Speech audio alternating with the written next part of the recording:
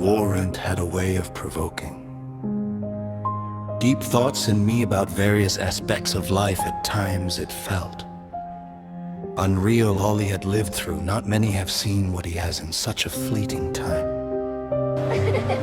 Moments of happiness, sorrow, hurt, deep passion, love, and much more. Some chapters in his life hit deeper in your soul, leaving a profound imprint. One such story was about the old lady and the teacup. Warrant recalled it with such sensitive emotion. On a peaceful Friday afternoon, everyone was busy with their lives, their businesses, their tasks. Some were shopping, others were working to earn a rand or two. Some were picking up children from school, while others were sitting on the sidelines chatting happily. Some were complaining about the weather, while others were just enjoying an afternoon cup of tea. Then, Sarge, there are those who just don't give a fuck. Warrant started off strong.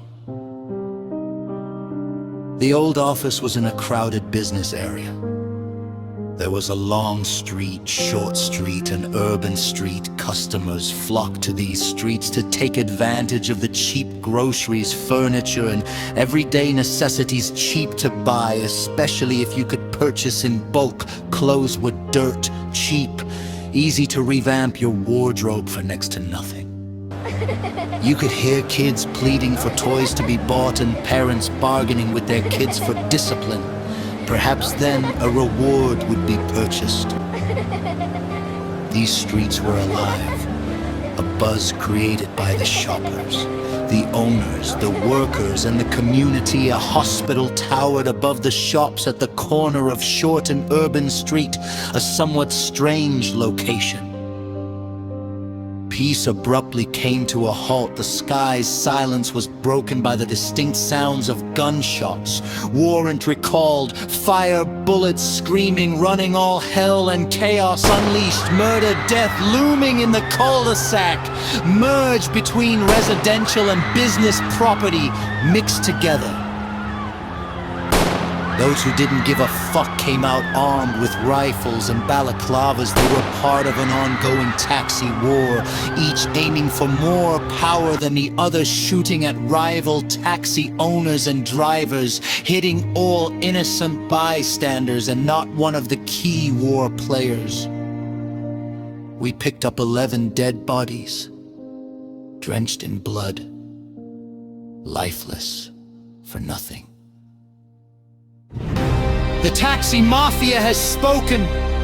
Warrant recalls distantly Sarge, dead and injured bodies everywhere. Some men, some women, some children, some elderly, some fathers, and some mothers. I went into the surrounding yards to check for any more injured or dead bodies. With my firearm drawn, I entered a house carefully. I opened the front door. The long passage was mounted with the most incredible portraits, making it feel like walking through a private art exhibition. Each photograph captured a moment in time, depicting a child smiling, families celebrating important occasions, some showcasing the generations through the years, and some displaying incredible achievements like degrees obtained or medals won, framed with exquisite cards. This beautiful family neatly portrayed their life, frame by frame, captured in time and exhibited on these whitewashed walls. I will never forget finding an elderly lady in her chair, hands neatly folded around her fresh cup of tea, head slightly bowed as if she was peacefully taking an afternoon nap.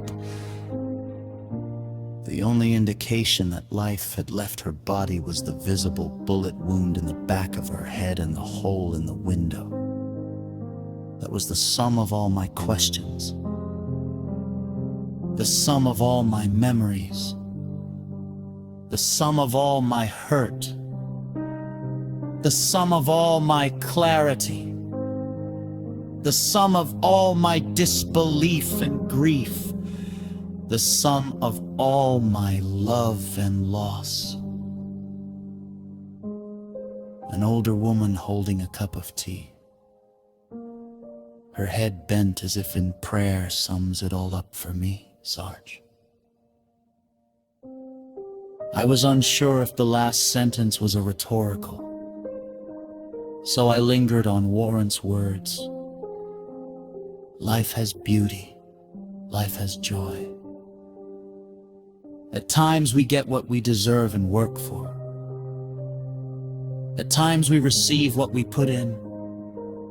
Life can either be cruel and unjustified or kind and peaceful. In the end, you don't know if your death lingers at Urban or Short Street.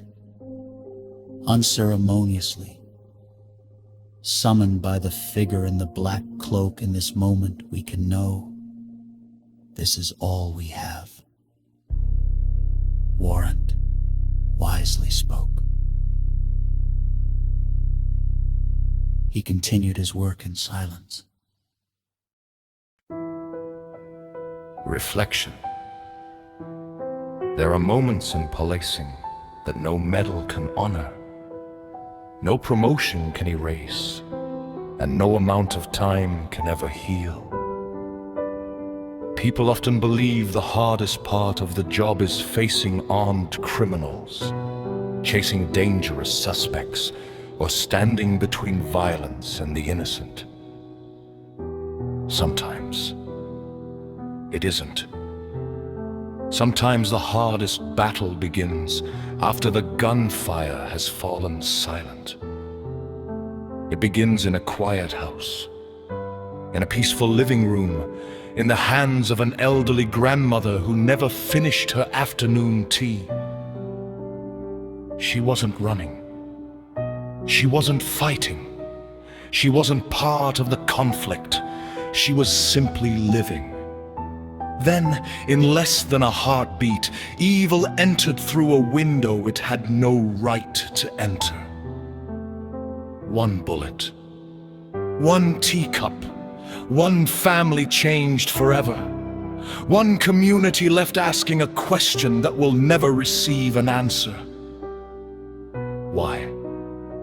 As police officers, we arrive after tragedy has already made its decision.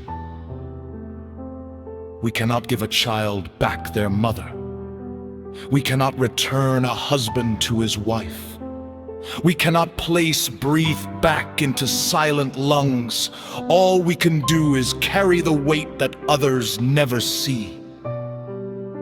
We carry the faces, the voices, the empty chairs, the unfinished meals, the untouched teacups.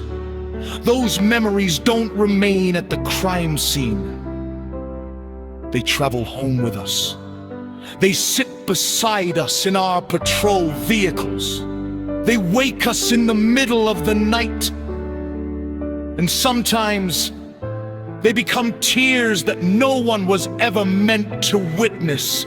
To every young police officer beginning this journey, never believe that compassion is weakness.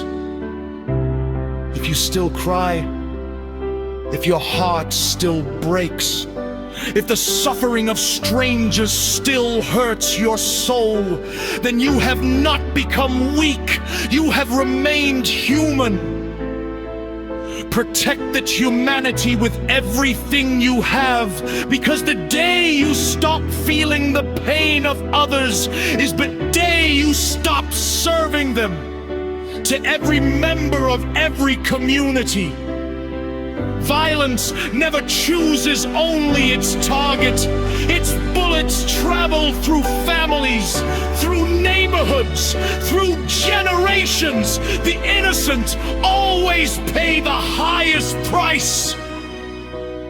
Tonight, somewhere, another grandmother may be pouring herself a cup of tea. Another father may be coming home from work. Another child may be laughing without knowing tomorrow is not promised. Love them, while you can. Forgive while you can. Hold your family a little longer, because life is not measured by the years we are given. It is measured by the moments we share before the tea in the teacup grows cold. And may we never become so accustomed to violence that we forget to mourn the innocent.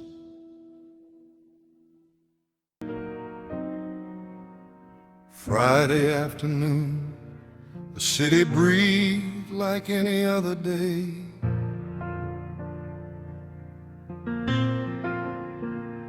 Children laughed beneath the summer sky. Neighbors smiled and walked away.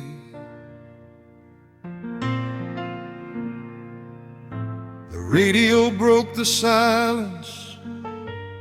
Multiple shots, people down.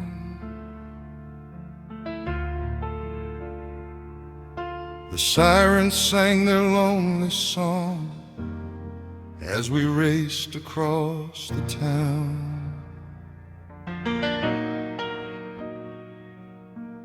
No one ever tells you how heavy silence can become.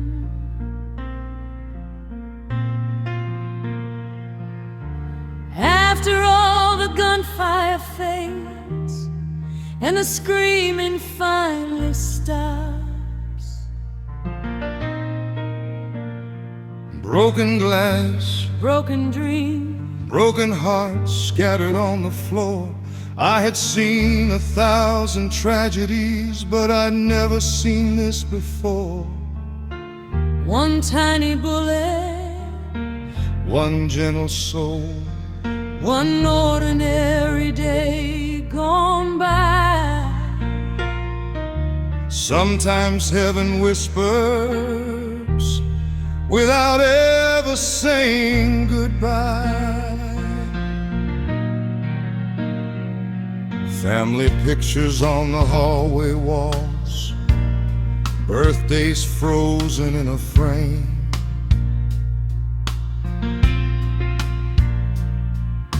A Bible lying on the table beside a pair of reading glasses. She wasn't running, She wasn't hiding, she wasn't part of all the hate.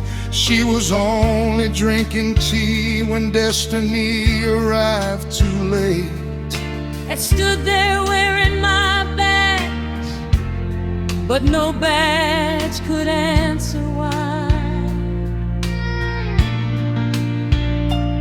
Some questions stay with policemen long after people cry. There was a tilted teacup still resting in her hand, as if time itself refused to understand. The tea grew colder, the room stood still, the world kept turning on.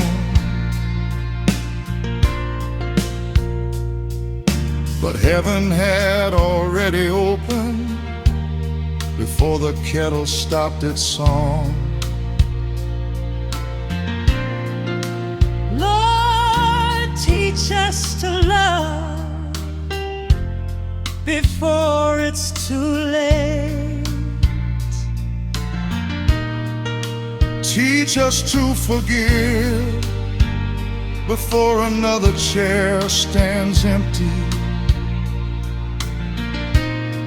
Teach us to hold our families closer, to speak kinder words, to waste fewer tomorrows. Because none of us knows when our own teacup will be the last one poured. If today you still have someone, call them before the night. If today you still have parents, hold them just a little tight. If your children wait to hear you, don't let busy steal the years. Love was never meant for someday. Love belongs to here. There was a tilted teacup, but there was unshaken faith, a quieted woman who found amazing grace. Those who die believing never die alone. God receives his children and gently calls them home.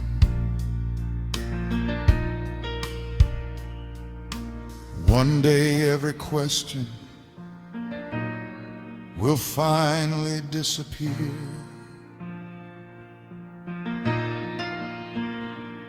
And somewhere beyond forever, she'll pour another cup,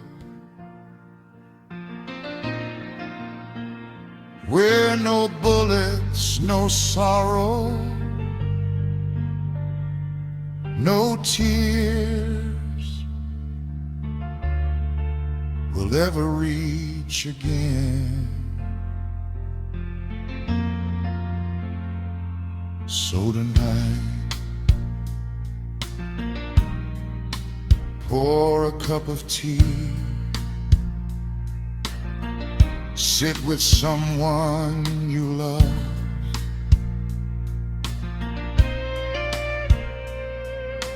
listen. Before the silence